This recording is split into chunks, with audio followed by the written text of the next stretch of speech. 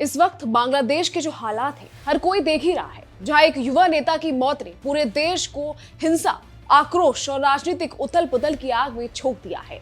हालात ऐसे हैं कि राजधानी ढाका से लेकर बड़े शहरों तक सड़कों पर गुस्सा है, इमारतें जल रही हैं, मीडिया दफ्तरों पर हमले हो रहे हैं और भारत तक इसका असर साफ साफ नजर आ रहा है। नमस्कार, मैं खुशी चौधरी और आप देख रहे हैं एबीपी लाइव। बांग्लादेश के चर्चित युवा नेता और सामाजिक कार्यकर्ता शरीफ उस्मान हादी की मौत के बाद देश में हालात बेकाबू हो गए हैं।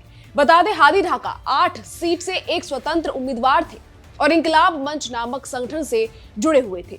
12 दिसंबर को ढाका में एक राजनीतिक कार्यक्रम के दौरान उन पर अज्ञात हमलावरों ने गोली चला दी। गंभीर रूप से घायल हादी को पहले ढाका के अस्पताल में भर्ती कराया गया और हालात बिगड़ने पर इलाज के लिए सिंगापुर भेजा गया, लेकिन तमाम कोशिशों के बावजूद उनकी जान नहीं बच पाई।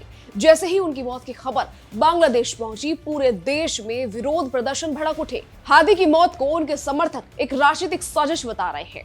प्रदर्शनकारियों का आरोप है कि ये हत्या सोची समझी साजिश के तहत की गई, क्योंकि हादी मौजूदा राजनीतिक व्यवस्था और सत्तारूढ़ ताकतों के मुखर आलोचक थे। गुस्साए प्रदर्शनकारी सड़कों पर उतर आए, टायर जलाए गए, सरकारी और राजनीतिक कार्यालयों में तोड़फोड़ की गई और कई जगह आगजनी की घटनाएं सामने आई।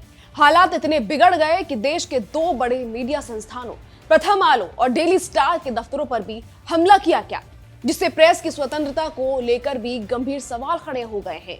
ढाका, चटगांव और कई बाकी शहरों में हिंसा का असर साफ नजर आया।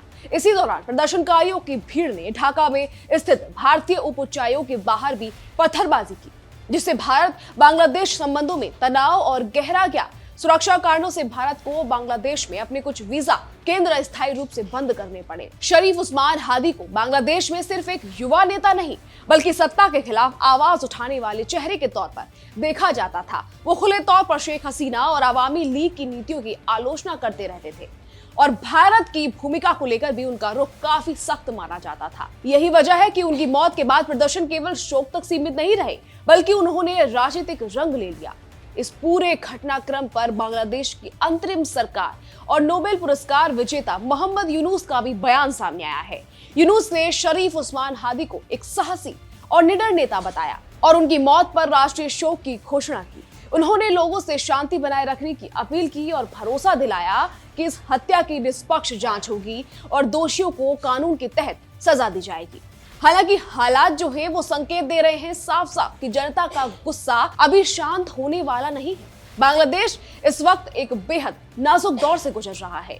अगले साल देश में आम चुनाव होने वाले हैं, लेकिन उससे पहले ही राजनीतिक अस्थिरता, हिंसा और अविश्वास का माहौल गहराता जा रहा है। शेख हसीना के देश छोड़ने और अवामी लीग पर लगे प्रतिबंधों के बाद सत्ता संतुलन पहले ही कमजोर है और अब एक युवा नेता की हत्या ने हालात को और विस्फोटक बना दिया है। भारत के लिए भी यह स्थिति चिंता का विषय है। बांग्लादेश में भारत विरोधी नारों और भारतीय दूतावास के बाहर हुई पत्थरबाजी ने दोनों देशों के रिश्तों पर सवाल खड़े कर दिए हैं। भारत ने इस मामले में कड़ा रुख अपनाते हुए बांग्लादेश के राजनीतियों से सुरक्षा को लेकर बातचीत तेज कर दी है।